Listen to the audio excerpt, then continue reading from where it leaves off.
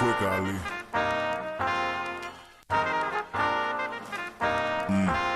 Got me breathing with dragons. I'll crack the egg in your basket, you bastard. I'm Marilyn Manson with madness, not just a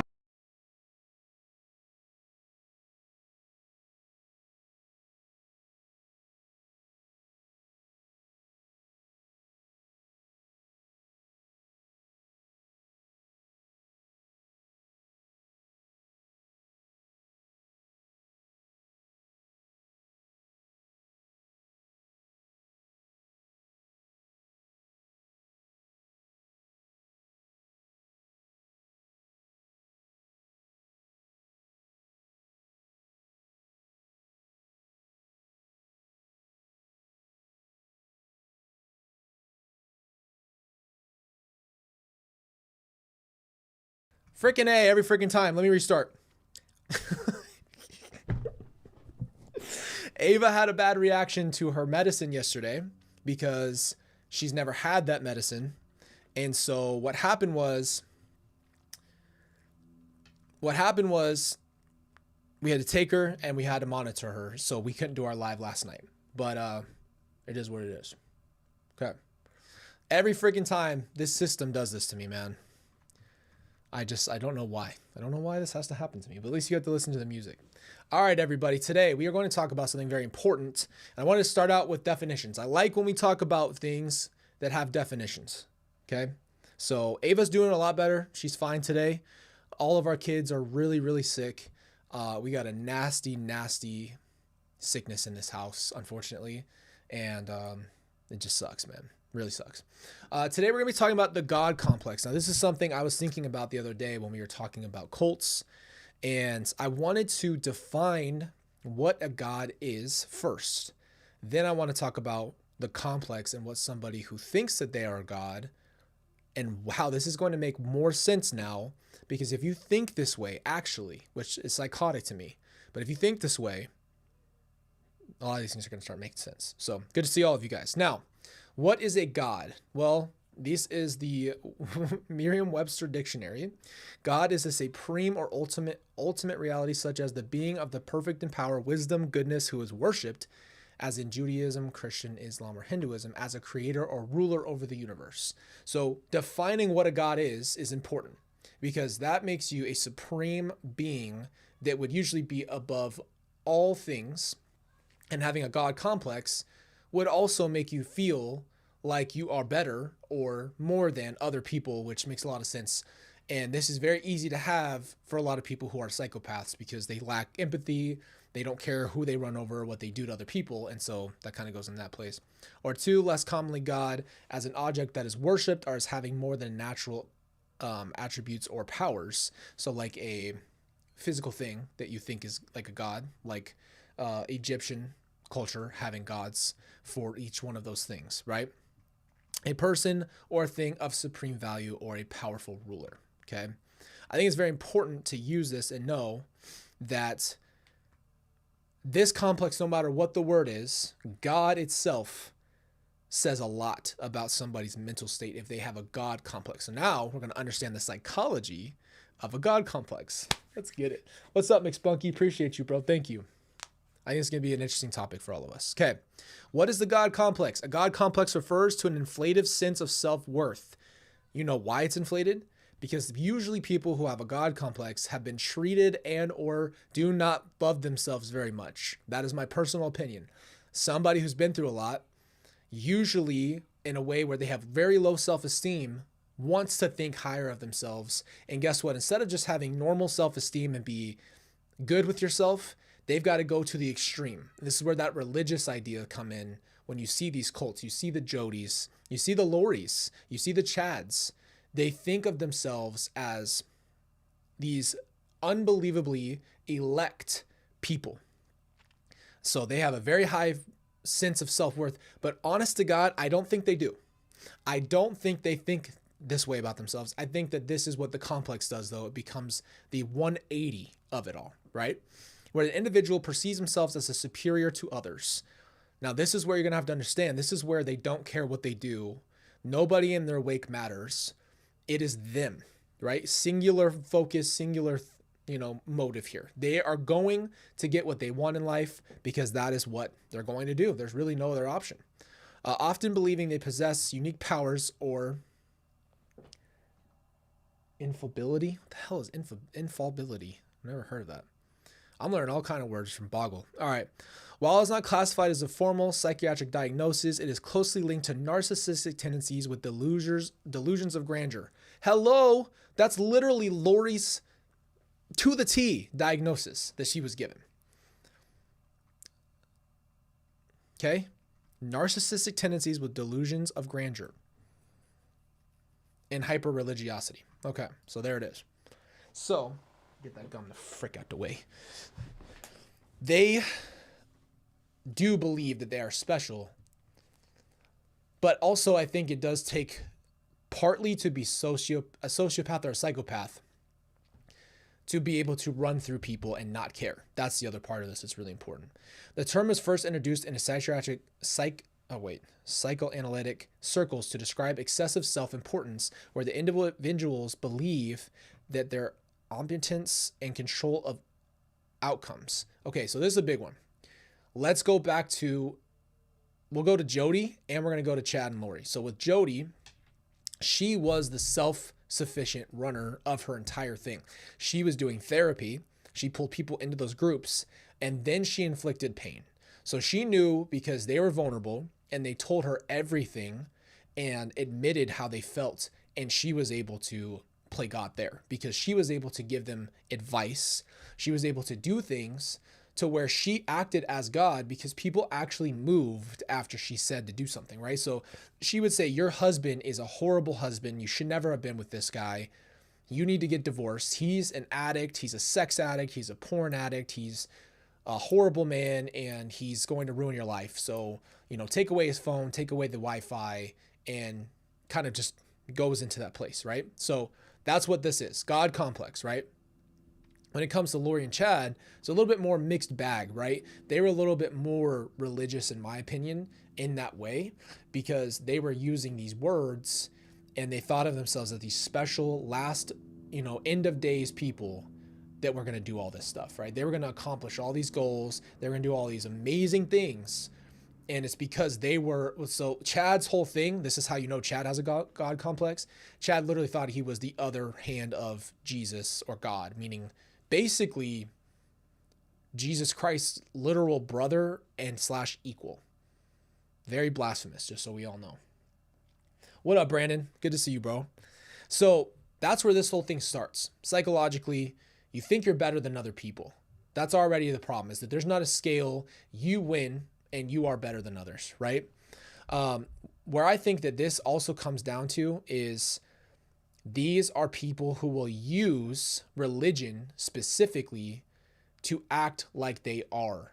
And a lot of times if they break, they'll say things like, I am a god, or things like that. So this is kind of like goes into that whole other section of people who really do pretend to have these powers. Are we going to really sit here and pretend that Zulema could do this and it would start to rain? Like, are we really going to pretend that Lori and Chad were portaling and what's this shit called? What's it called? When you, the Mr. Damn it. Who's the portal guy from Marvel, man? Doctor Strange, right? Or going up into heaven and having people marry you from the Book of Mormon, or having these experiences, or having these powers, right? The power to see the future, the power to do any of that stuff. All of this is just in their heads. And it's because psychologically, I truly believe this is from people who are damaged and who really, really, really do actually genuinely hate themselves, right?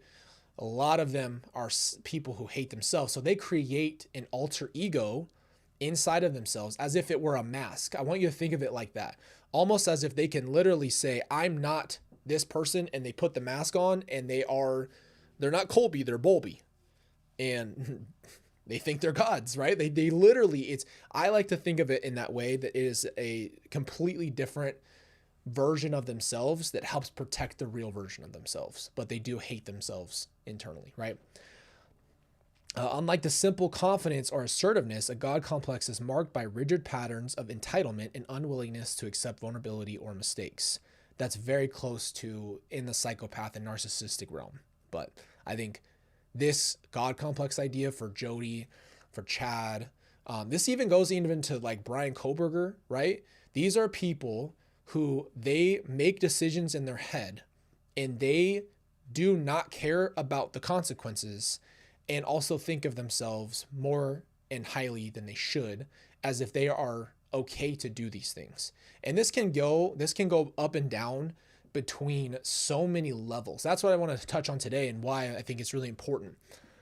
It's so many different layers here because Lori thinks herself as a goddess, right? So goddess, keyword God inside of that, to believe that you are powerful and you don't need to repent. You don't need to, there's no remorse for your actions. There's no reason to have that.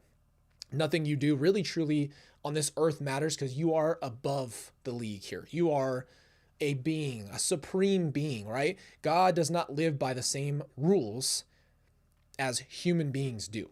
So we really need to understand. That's why I read the definition of a God, because in any culture, any way you look at a God, we understand what we're saying. We are saying a being above other beings, supreme to ourselves, who has powers and abilities beyond normal or a normal human being, right?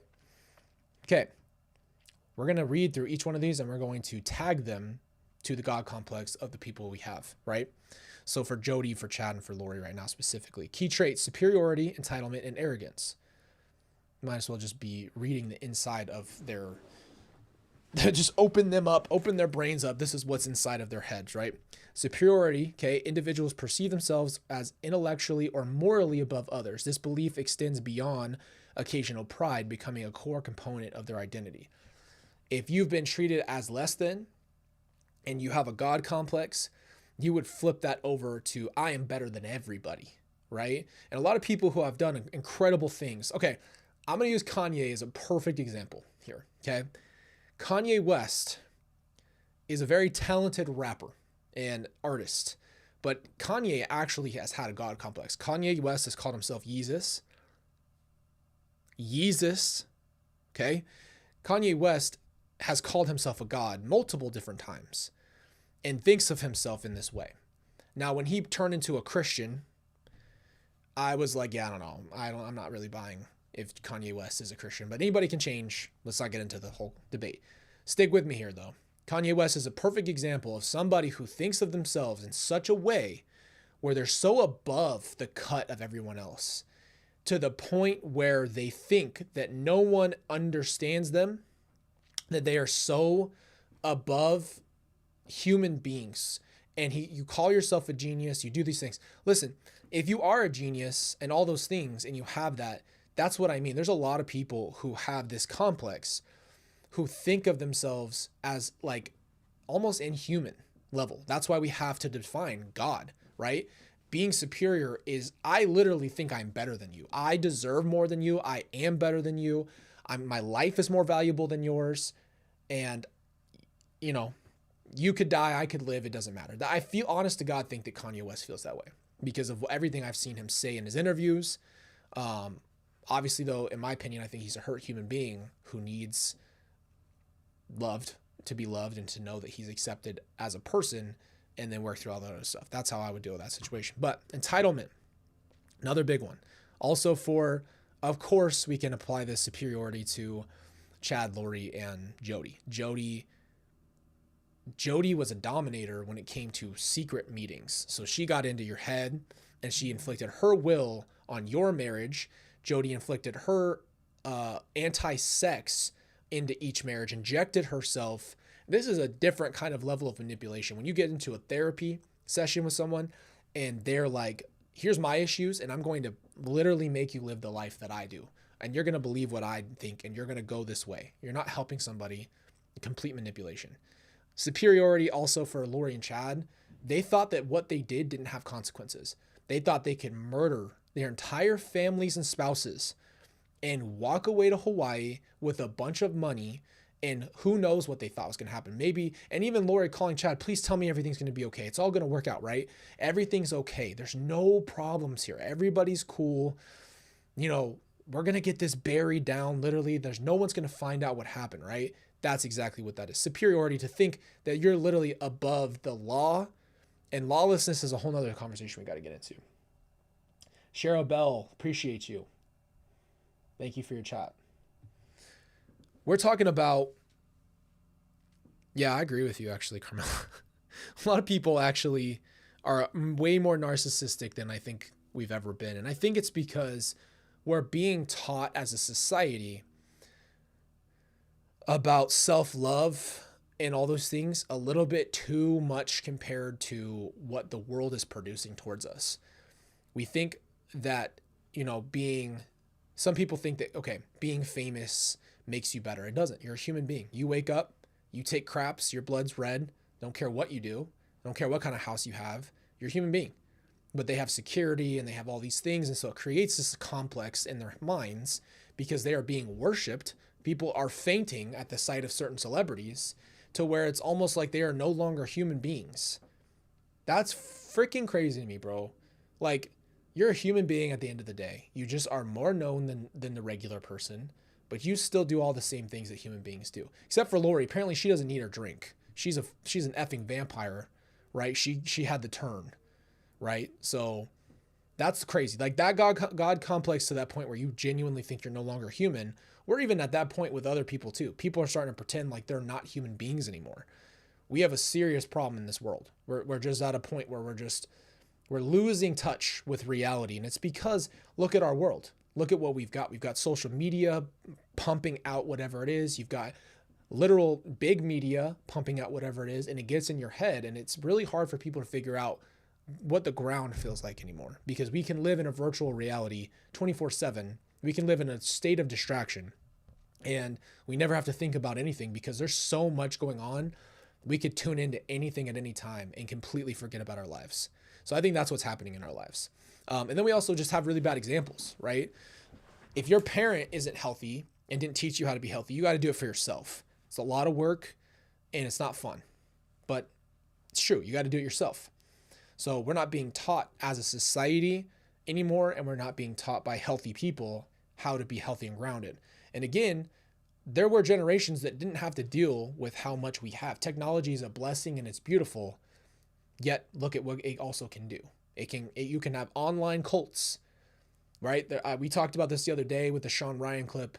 There's a cult online right now that was working through Roblox, and they were literally having them all jump on FaceTimes and having a young man literally light himself on fire and pass away.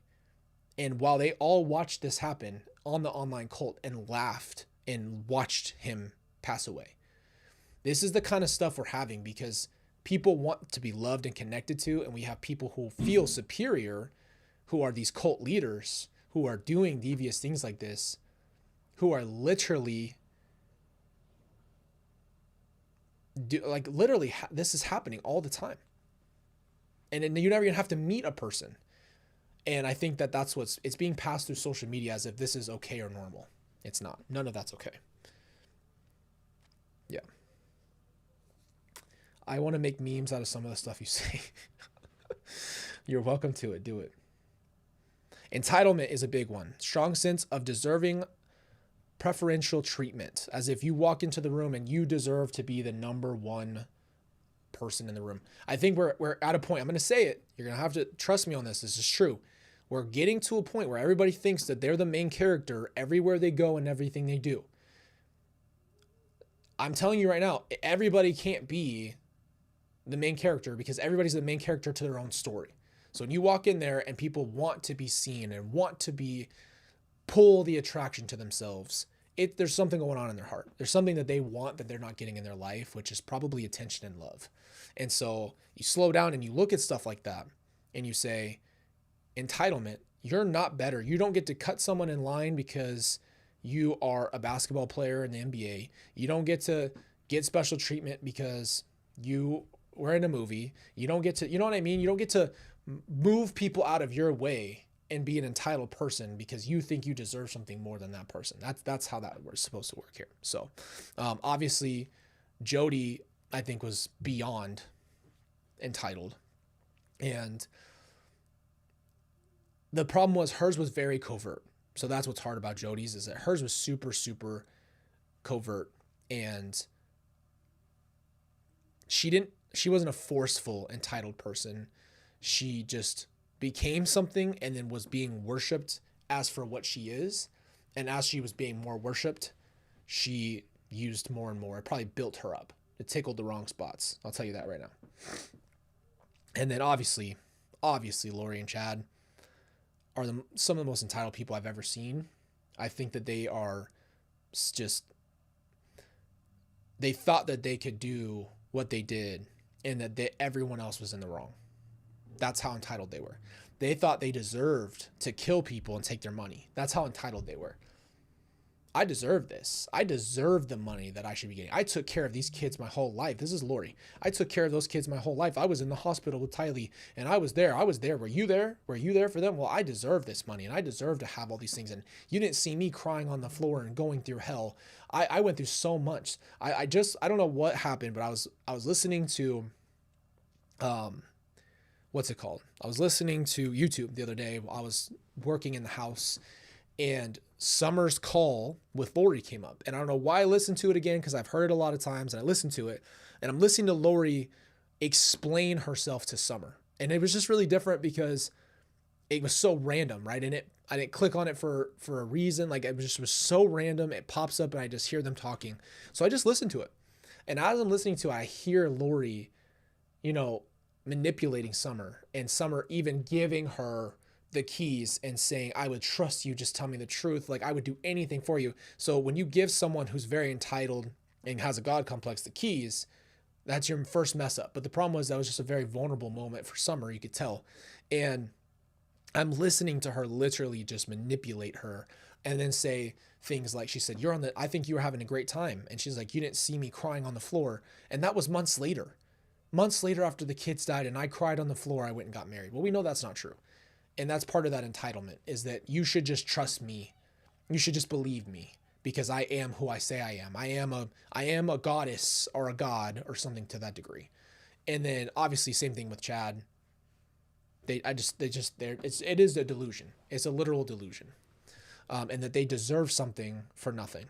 That's really what it is. And then arrogance. Oh my gosh. Arrogance. This surfaces as dismissiveness towards others' opinions, reluctance to accept feedback, and belittling those who perceive you as inferior. This comes from that place. We talked about it. The arrogance of pushing away anybody who could tell you, hey, you're wrong, and you to double, triple, quadruple down and say, no, I'm not wrong. I am this person. I am a god or a goddess or called to Jesus. And you're going to see one day when Jesus comes to earth, I'm going to be standing there and I'm going to try not to say I told you so. So. How about that? That's what you need. You need to be humbled because you're out of your mind and you think too much of yourself. Bible's very clear about thinking too much of yourself. All right, the role of delusions and grandeur of self-importance. Delusions of grandeur are exaggerated beliefs in one's significance or abilities. Did they ever have a single shred of proof that anything that they said was going to happen? Did any of those earthquakes happen for Chad and Lori? Did any of the things they predicted happen? Did anybody change the weather? Please tell me if somebody changed the weather one time. No. I'm going to guarantee you it never happened. Guarantee it. But they believed it. Maybe. I don't know how much they believed it, but I think they believed it in some way. In a people with a God complex, these delusions often go beyond ambition. They genuinely believe they are destined for greatness. Do you remember what Chad was telling everybody? You are destined for greatness. You are chosen. You've lived multiple lives. You've come back multiple times. You were once my wife.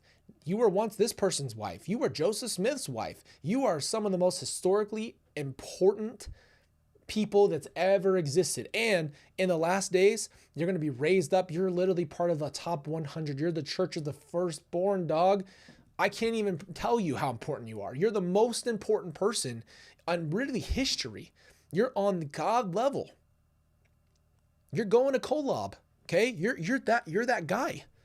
That is literally what this is. At its finest, this is what this is. And and they possess unique skills unmatched by others. Remember, if you believe in the biblical God who created the world, you are now likening yourself to a creator of a universe, of a world, of molecules, of human beings, everything. You can create anything. You can create anything you want because you're a God. Okay? These people look very entitled. I'm sorry, but it's just true. Maybe that's why they took this picture. Self-importance extends this belief to daily interactions. These individuals expect constant recognition and admiration. Yes, the king treatment, right? We talked about this. Main character walks in, crown on, and a stiff neck and a Batman cape on, and you're like, you should know who I am. You know what this is. You know who I am when I step into this building. This is not confidence. This is arrogance. And this is them believing that when they walk in somewhere, they deserve to be treated and honored. I told you guys in the cult video, I dealt with a lady that was like this, who literally made everything about honor. Oh, well, you didn't honor me. How about that? Honor that, you freaking psychopath. Honor is something you give to someone. Just, I feel like in the same way, I hold respect for everyone, but I don't just honor everyone. And I think that my respect is my form of being honorable. But you don't just, I'm not dropping to my knees because you're not my king. I don't have to bow down because you walked into Chipotle. I don't care. I don't give a frick who you are. You can stick your chest out as much as you want, dog. We can go toe to toe outside. You want to bring it on. Lower yourself. Humble. Sit down. Okay. But they do this all the time, and they genuinely believe, and this, you can see this, and this goes into entitlement, obviously, though, but we're talking about next level. So I'm not talking about someone who sits at a table and expects the waiter to run when your drink is empty, and run to fill your chips, and run. This is making me want to go to Chili's. But we're talking about next level, like I walk in like this, and I'm like, you should know who the frick it is. It's Colby and this bee. Excuse me. Interestingly, delusions of grandeur and self-importance are severe as psychological shields. Oh, serve as psychological shields. Sorry. Protecting individuals from underlying insecurities and past emotional wounds. Exactly. Man, that's from frickin' 3, baby. I'm hitting shots today. I didn't even know for a fact if that was the case. That was just always my opinion. Because that makes so much sense. It's literally a wound that you're 180ing. Now you're such the opposite of this broken person. And guess what?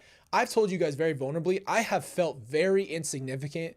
I struggle with self-worth a lot. I have to work through those things. I have to build up a real love for myself that's not boastful. That's not the kind of love that makes me better than somebody or more deserving of something.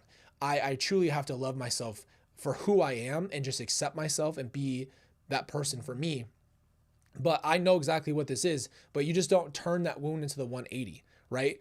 Like I don't boast in myself or think that I'm better than anybody or that I am above you or that I feel like I should be your king and I should rule the universe. I mean, that's that 180 of that wound, right? And a lot of people do this. We talk about this. We could do a whole video specifically on pleasure, pain to pleasure. We'll call it that. Thank you, Cheryl. Pain to pleasure, though. A lot of people do this, right? The thing that hurts you, you get on top of and use as pleasure now. Or like we talked about, do not get at me. There's 200 of you here right now. Do not at me right now. My perfect example of this is your boy from 50 Shades of Grey. We're not getting dirty here, but you know what I'm talking about. The exact same thing. You get put through something you didn't want to be put through, and then you become the exact same product of that thing. That is exactly what we're talking about here. Don't even play me right now. Don't start all the comments. I don't want to hear it. Okay. Okay. Believing in personal infallibility. What is this? Infallibility. I've never seen that. Infallibility. It's the idea that one cannot make mistakes. Lori, Chad. I don't know about Jody. I'll be honest. I don't know about Jody, but I will tell you, we know for a fact that Lori and Chad in their group believed in zero repentance. because you've already lived a life and repented before in that life. So this life has zero consequences. That is the typical, I have never done anything wrong and I am not in the wrong.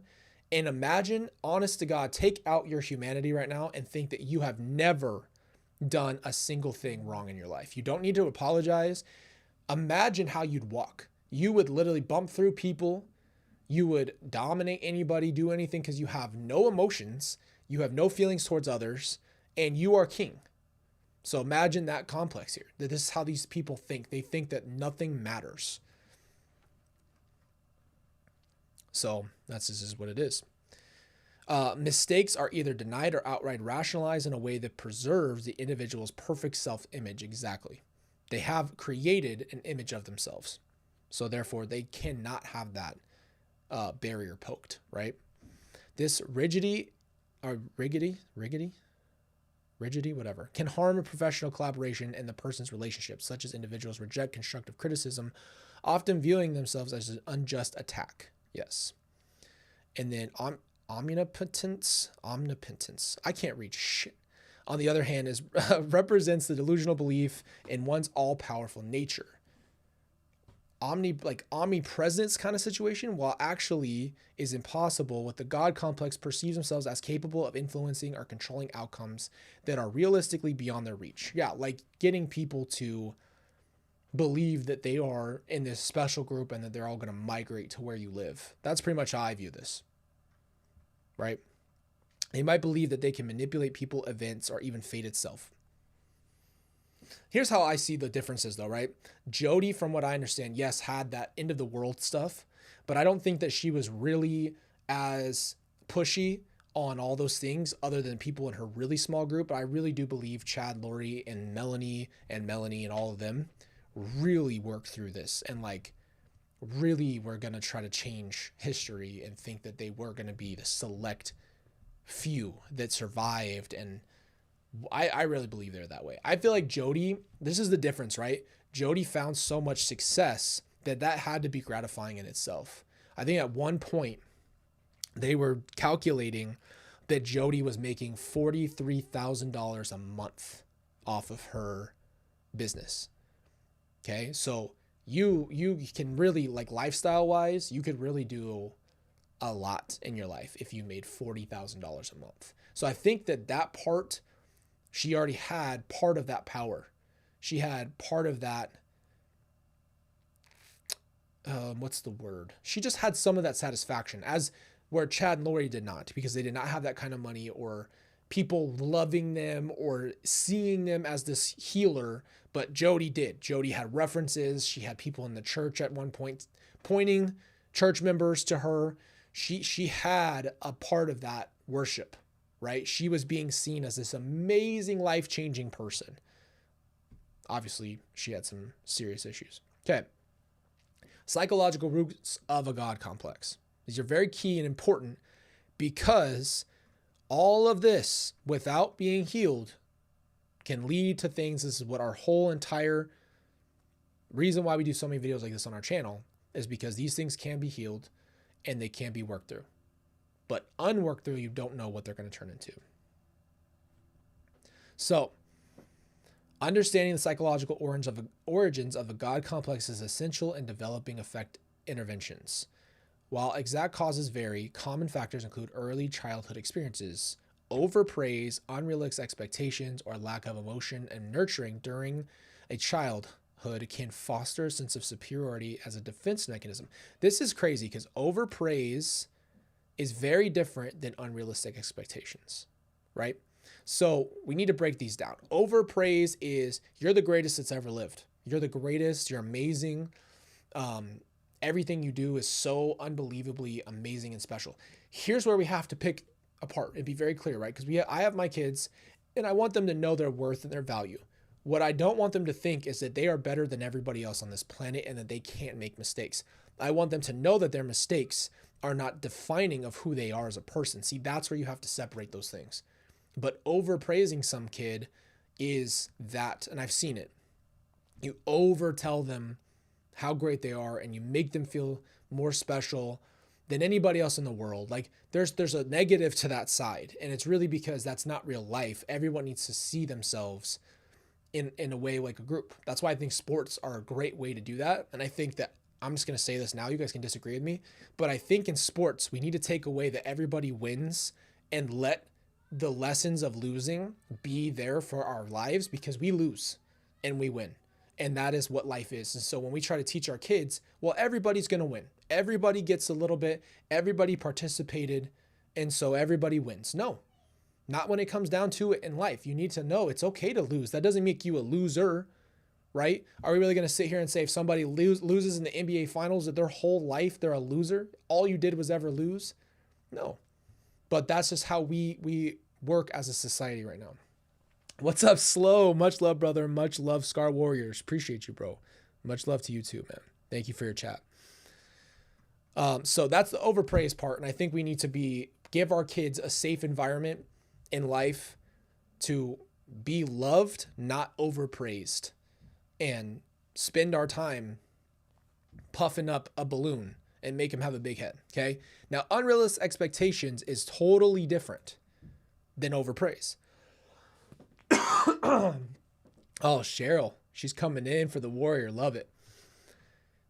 This is, you cannot meet my expectations. And this is where you see a lot of people.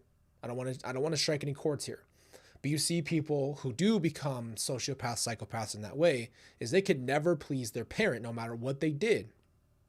And the expectation that they're being met, whether this is in sports, this happens all the time. A parent expects their kid to be in the league, right? We're talking about the 0.1% of all people. You have that expectation on you to get to the league or get the best grades possible. And people break in college. I've seen it. I've seen people who have had these expectations of their whole life, and then they have a rebellion or they just snap because their whole life is predicated on perfectionism. We've already talked about perfectionism, but that's a big point. This is where people become way too involved in performance, and unrealistic expectation from your parent is a really big deal, because you should understand your kid's job is not to please you. Your kid's job is to learn how to be a human being through you. You are actually more responsible for anything that happens to your kid than they are, because we as parents, as adults, are the stewards. And so we have to set expectations for our children in love and not make them overachieve things because we want to. And again, we are still going to finish our Jeanette McCurdy part of her book. This is exactly how Jeanette McCurdy became a Nickelodeon star,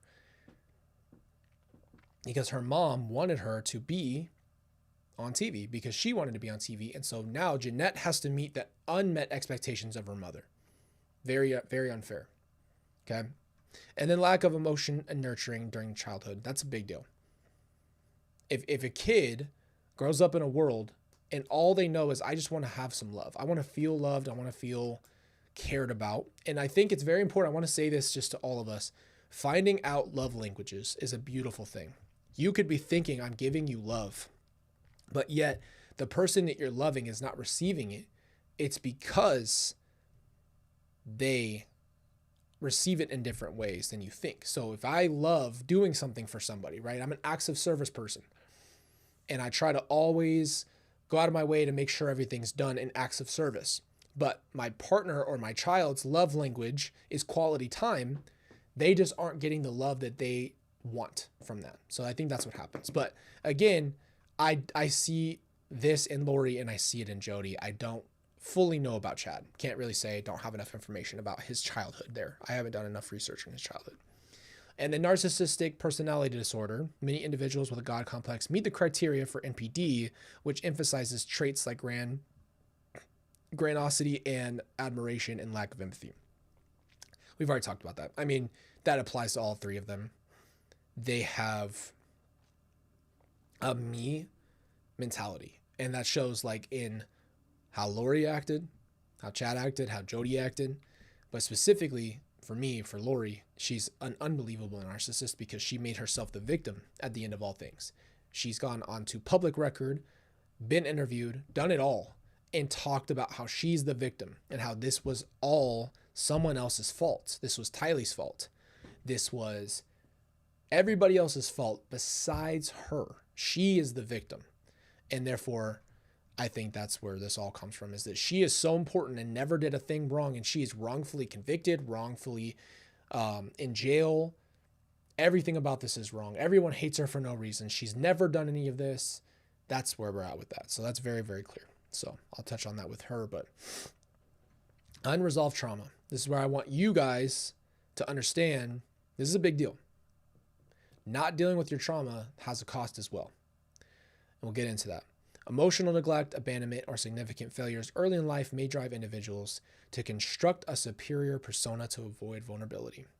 Again, if you could never meet the criteria or whatever the case is, you create a character. And that character is your survival, right? It is how you survive. So if I never felt good enough, I can create Bolby. Let's just say Bolby is confident when I feel shy. Let's say Bolby is, in great shape, but as a kid, I wasn't in great shape, right? Or let's say Bolby is an overperformer as a singer because I was so shy and didn't want to ever sing in front of people. So like the character is almost a reflection of the 180 of what you wanted to be or should have been or could have been. And I've now met that persona in Lori. I have talked to that demon and I've heard what it has to say. And it's a persona that is 100% fabricated, that is like a demon. That's how the best way I could possibly explain it. It's like a demon. It's like the same person, but the evil version of them and the most diabolical version of them, and completely made up stuff, right? And then defense mechanisms, concepts like projection, denial, all three of them do this. None of this was their fault. Those kids were horrible is what Jody said. This is all Tylee's fault was what Lori said. This is all Lori's fault is what Chad said. It's never their fault. And they are going to pretend that they're good people for the rest of their lives because they have to. They have to pretend that because they're so afraid of admitting what the reality is, which is the deeper, deeper, deeper part of them. If you really peeled that back, that's where they would feel the most vulnerable and scared, is because they've hid that part of themselves their whole lives. Okay. Mental health consequences. Persistent inner dissatisfaction due to unreachable self-imposed standards. They're never satisfied with what they have. They can't just love their life, right?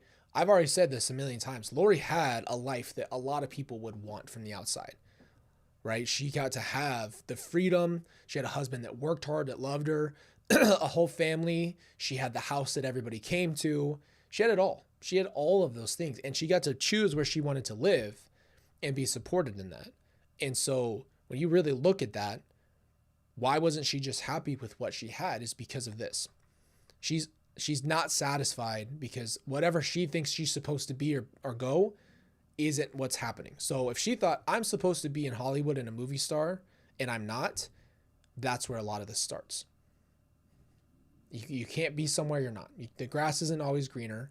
And on top of that, projecting yourself into a fake what if scenario is going to make you miserable in your life.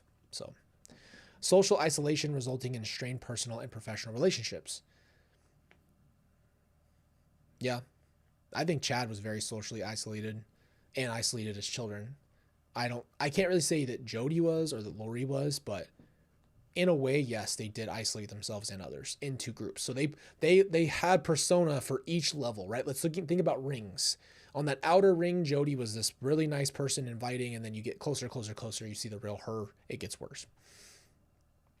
Underlying anxiety and depression masked by outward confidence. We just talked about that. A lot of times people are displaying, you guys ever seen that like meme, I guess not a meme, but like a concept art of someone who's like holding up on like a popsicle stick, like a smiley face when they're really sad? That is exactly what this is. It's like the smiley face popsicle stick thing is the exact opposite of how they feel inside. So they're coming out as so much fun, so great, Disneyland all the time. Let's have a blast. Let's drink soda on a Sunday. Let's break all the rules. Let's go do fun things. That kind of thing, right? Life of the party kind of situation. And then resistance to seeking therapy as individuals often deny the existence of problem. Guys, we've talked about this a million times, okay? There's absolutely nothing wrong with going and doing therapy. There's nothing shameful about that. It doesn't make you better or worse or anything. It's just like a place, if you find a good therapist, to unload and then sort. So think of yourself as like a full desk full of crap, okay? You have all kinds of stuff and it's everywhere. And when you go to therapy, what your best way you can deal with it is that you kind of unload the desk drawer and you dump it out and you sort it and you put it and categorize it and you walk away feeling better. Imagine it like that, because that's the best way I could possibly describe it. It doesn't fix everything overnight. It doesn't make everything feel better. It doesn't change your life quickly. It's not a magic pill, right? It's not the Matrix. You're going to have to work at it and do it on a consistent basis.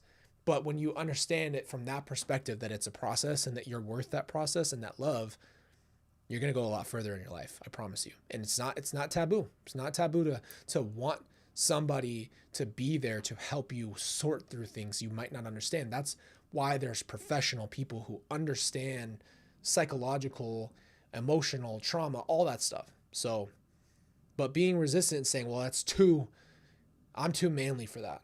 Okay, well, guess what? I've heard a lot of guys who say that and have taken their lives. So it's not an excuse. You're dealing with something and there's no shame in having help. It's like if you cut your leg off, if your leg gets cut off, or you're not going to go to the doctor because you're too strong for that. It's kind of the same thing. You go somewhere with someone who can help you when you need it. Doesn't make you weak. Yes, it's hard to unpack everything. I get it. Because it brings it all up. I get it. It's not fun. I'm not going to sit here and lie to you, but it's good for you. It's just a process. You commit to it. Don't try to think about yourself getting better tomorrow. Just see yourself in a process. Interpersonal relationship challenges, rejection of intimacy or emotional vulnerability, or weakening bonds. That's big because this is important to you as a human being. You need intimacy and emotional vulnerability in a relationship and a bond. So if you don't have those things, you're missing out on something that is just human. You're missing out on that human connection, and that makes it hard. Difficulty maintaining long-term friendships or partnerships. Again, of course, if this is happening, that's going to make this happen as well. Workplace conflicts due to authoritative or dismissive behaviors. A lot of people who have this complex don't care about a boss or a cop or law or anything. Like, lawlessness is kind of a central thesis, I think, to a lot of people who have a God complex, because they're above it. You know, the idea of you're above the law. It's the same concept, though, in every aspect of your life. There's no authority over you. You are the authority, and or you will never let someone be the authority over you, and you have no respect for that. So I think that's kind of how it is. That's how it is, right? Regular gaslighting or manipulation to protect one's superiority narrative. That's a big deal because it doesn't allow you to feel or deal with the situation at hand. And so this is huge for specifically Lori. The gaslighting, the lying to you, to project it to you, to make it your fault and make it someone else's fault and take all the blame off of you because you can't accept the fact that you're being confronted with reality. You have to stay superior. You have to be there because what you've created is your protector. So you have to see the thing that they're doing is they are protecting themselves. And so that's what this alter ego kind of thing is. It's like freaking Green Goblin. You know what I mean? You put a mask on and you act completely different and do things differently, right? So I like that it says, if you or someone knows and exhibits a God complex, there's professional help. It's important. And that's the thing that's sad is you saw some of that stuff is very real. Like some people were really hurt as a child, never loved by their parent, and they became a certain product. But imagine if they were loved. We talk about this all the time. Love really could change people's lives and stop them from the path they're on, because a lot of what we see as far as the violence and crime is from that place of not having the love or seeing themselves as a human being anymore. And what they're taught by environment is be hard, survive. And it just turns into being in a jungle mentality. And so we lose humanity and become wild. That's kind of what I look at it like. So I wanted to talk about this today just because it's important for us to see ourselves in a scope of like, these things are all can be helped. There's a lot of people who have different traits of different things or have been through lots of traumas. And you know what? We need to keep saying that there's hope for people, but you have to want to try to get better, and you want to try to keep, putting in work. And the best thing we can do for ourselves as a society and as a community is keep working on ourselves and be willing to just kind of go to that place and say, yeah, I'm not perfect, and I'm going to work hard on myself. I want to work hard on myself. So, yes, it's hard. It's hard. It's hard to be, if both people in a relationship specifically want to get better, that's the best result you could possibly have, because we're all human beings. We all carry horrible flaws. We've all done stupid things. We've all, been through it and put people through it. Like we have a big flaw there. But if you're in a relationship and you're going through the scenes, you're getting the help you need, that's all you can ask from somebody. Nobody's perfect. Nobody's ever going to be perfect. So I really do love you guys. I appreciate you. I appreciate our conversations. And I really think that, these kind of things need to be talked about. They need to be discussed, and we need to keep these conversations going. So if you like the video, appreciate you if you give me a little, just one little button, like it for me, because it really does help. So thank you guys for that. I love you guys. Mods, appreciate you. Good to see you guys. If you are in the Discord, we have a viewing party that I'm going to post for you, and we're going to watch. I'm not going to spoil it. It's going to be a surprise for everybody, even you guys who are in the Discord. And if you're a Patreon, we got something else special for you as well. And members, love you guys too. We're going to have something very special for you as well. And, I just really love our community. Really do appreciate you guys. And, all that matters to me is that we just keep these seeing for what we know from the outside and trying to break that thing down, and then trying to help others. You never know who you could help. You never know. All right, guys. Love you. See you soon. Hope you have a good weekend. And we'll be back at it on Monday. Love you.